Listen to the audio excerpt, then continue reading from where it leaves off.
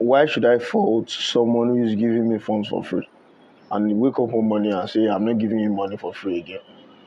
Yes, Nigerians or Nigeria may feel why, but we don't need to ask too much questions. When Trump emerged for the seventh president of the United States, he said something. He said, I watched his speech when he said the US is pulling out of WHO, the World Health Organization, which simply means that the US, they are trying to do all possible best to ensure that their health sector, is good enough, independent enough to serve the resident, the citizen of the country.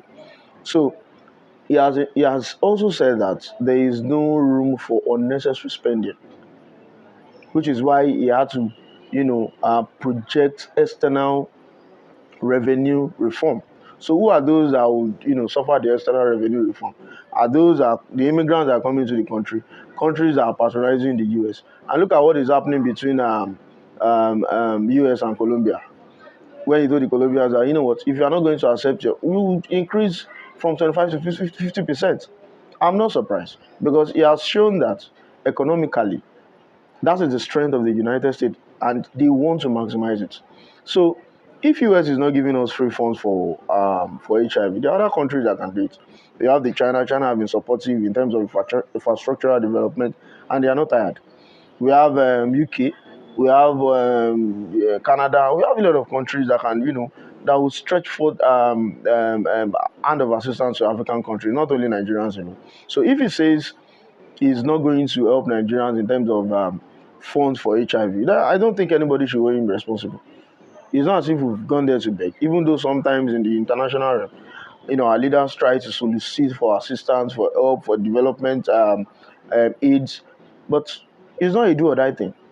And I think this is also an opportunity for us as a Nigerian to start looking inward.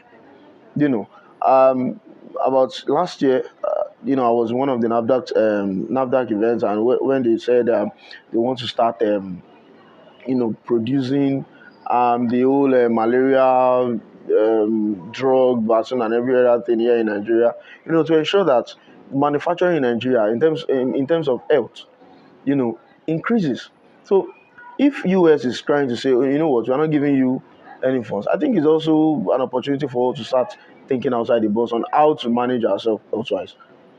So as a Nigerian, or if you are in position to tackle this particular case as a Nigerian, what will you be putting in place right now? The question is,